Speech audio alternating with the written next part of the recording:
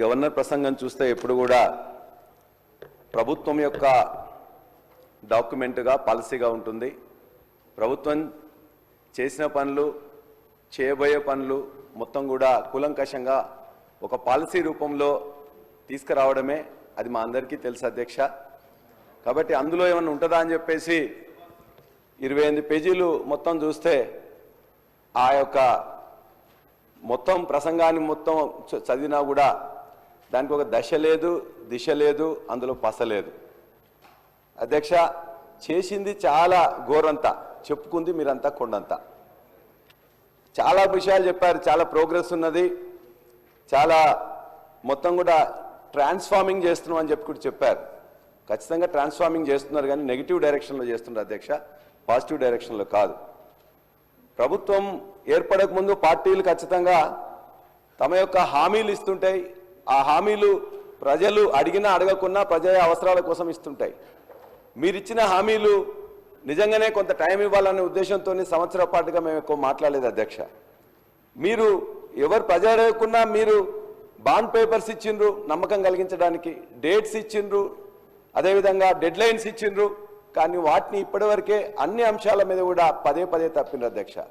దరిదాపుగా ఇవాళ ఇచ్చిన హామీలలో ఒక 10% మీరు మొదలుపెట్టింది, కానీ ఆ 10%లో కూడా అరకొరగానే ఉన్నాయి తప్ప పూర్తిగా ప్రజలందరూ విశ్వాసం కలిగించే విధంగా వాళ్ళకు ఉపయోగపడే విధంగా ఏ ఒక్క పథకం కూడా ఇప్పటిదాకానైతే పూర్తిగా చేయలేదు అధ్యక్ష.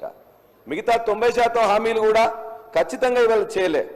ఒక విధంగా చెప్పాలంటే ఈ ప్రాంతంలో నేను చదువుకోవడం కానీ లేకపోతే చూస్తే 19 ప్రజాస్వామిక ప్రభుత్వాలు ఈ తెలంగాణ ప్రాంతానికి ఇప్పటిదాకా 1951 నుంచి వస్తే, ఆ 1951 తర్వాత తెలంగాణ ఏర్పడిన తర్వాత 3 ప్రభుత్వాలు వస్తే, ఇన్ని ప్రభుత్వాల్లో కూడా ఇంత అప్రజాస్వామికంగా ఇంత అహంకారపూరితంగా ఉన్న ప్రభుత్వం మాత్రం ఎక్కడ లేదు అధ్యక్ష.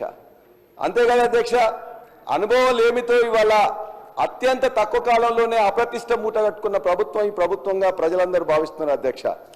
అంతేకాదు అధ్యక్ష, ఇవాళ అనేక హక్కులను ఎవరైనా నిజంగా ఈ పని చేయలేదని చెప్పేసి ఎక్కడ ఎవరన్నా అడిగితే, గ్రామాల్లో కరెంట్ రాలేదనో పంట ఎండిపోతుందనో ఎవరైనా జర్నలిస్టులు పోయి అక్కడికి అడిగినట్లయితే ఆ జర్నలిస్టుల మీద కూడా కేసులు పెట్టే, మహిళా జర్నలిస్టుల కేసులు పెట్టే దుస్థితి మాత్రం ఏనాడు ఏ ప్రభుత్వంలో రాలేదు అధ్యక్ష. ఇవాళ ఫీ రియంబర్స్మెంట్ ఏమని అంటే కొట్లాట, సర్పంచులు పెండింగ్ బిల్లులు ఏమంటే కూడా ఇబ్బంది అధ్యక్ష.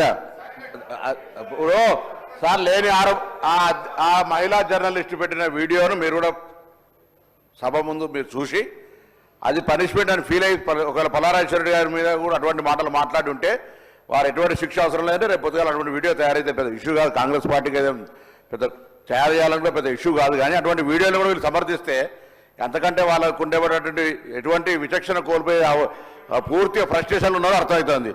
అనుభవం గురించి మాట్లాడుతున్నారు. ఎవరికి అనుభవం లేదు అధ్యక్ష? కాంగ్రెస్ పార్టీకి అనుభవం కావాలా?